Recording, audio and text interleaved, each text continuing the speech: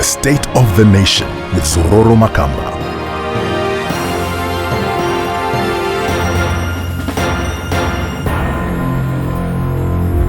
The rains are here. We all love the smell of rain. It brings a great deal of hope, especially after the kind of heat wave we've been having. For farmers though, the sign of rain means it's time to get down to some serious business. There's land to be prepared, there's seed to be planted. It's a hectic period for them. This is going to be a tough season, make no mistake about it. A lot of our farmers are having to start from zero. We're just coming out of a really bad drought. This was the least amount of rain that the region got in 40 years. Will the rains be any better this year? It's looking like it. The forecast is that we should expect a balance of normal rain this season. But what does this all mean? It means that we have to be better prepared than we were last year. And it also means that it's time to take a hard look at how we are approaching our agriculture. What needs to change? What do we need to stop doing? And what do we need to start doing? Let's take a look in this week's State of the Nation. Zimbabwe is an agro-based economy. We hear this statement a lot. But what does it mean? Well, our economy is always dependent on farming. Here are some numbers for you. At its peak, agriculture contributed a third of Zimbabwe's GDP. This has now gone down to below 15%. Agriculture provides jobs to nearly 70% of the economically active population. Our farmers produce 60% of all the raw materials used in our industries. Farmers also contribute 45% of the money we make from exports. So that's how important our farmers are to us.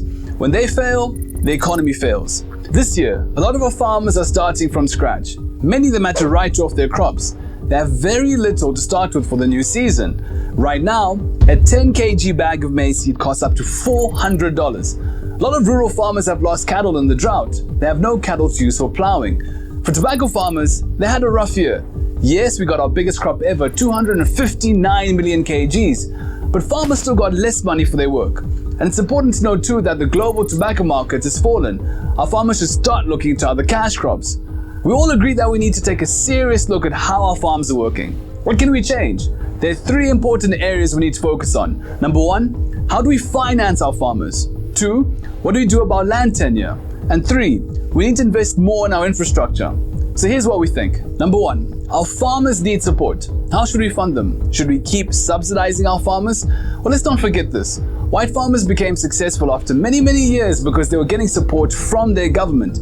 Everywhere you look, farmers get some support. In America, the government spends $28 billion every year to support farmers. In Zambia, small-scale farmers get subsidies. That's why Zambia has been growing in terms of maize production. So we can't leave farmers out there for themselves. Nobody does that. But what we need though is a smarter and more sustainable way of supporting our farmers. This is where our focus must be. Number two, land tenure. Should our farmers get title deeds? Won't that make it easier to walk into a bank and get a loan? Maybe, but there's a risk here. What if farmers fail to pay? In the end, only banks and the rich people will hold on to the title of the land. In fact, we'll look around us in the region. Not many countries allow you to have title deeds in farmland. They have leases in Zambia, Mozambique, Kenya, and Tanzania. We just need to make sure our 99-year leases are structured in a way that gives banks the confidence to lend to our farmers. We're not reinventing the wheel here. It's been done around the region before. So let's learn from our neighbors. We've talked too long about the 99-year leases. It's time to make them work. Number three, we need to be more serious about farm infrastructure. Climate change is real. We discussed this a couple of episodes ago. We know this. We know that droughts are going to get worse. So why do we always look unprepared? We need to invest more in irrigation. In the current budget, we're spending 422 million Zimbabwe dollars to irrigate 200 hectares per district. That's a start, but it's nowhere near enough. A lot of our irrigation infrastructure is just down and out.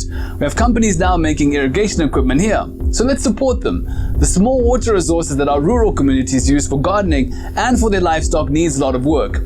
Are we doing enough informing communities about water harvesting? Why are we watching the little rain that we are getting washing away to sea? We need to do more. There's a lot of bad news in our farming sector.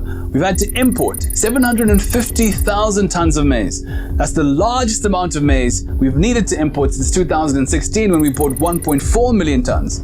Tobacco, we expect a 20% drop in output this year. Cotton will be down 49%. But instead of giving up, this is a chance to add more crops to the mix. Because it's not all bad news. This year, sugar production will be 490,000 tons. That's 6% more than the last season. We consume just 350,000 tons. This means we'll become a net exporter of sugar. Let's focus on this sort of thing. The good news is that Tongan Hulot is now opening up more land for sugarcane.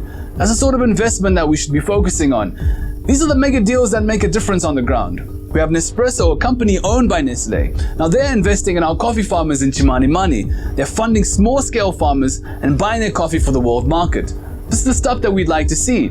When Miko sell their hotel soon, they will soon use some of that money to invest in their farming business. They're growing macadamia nuts and exporting avocados.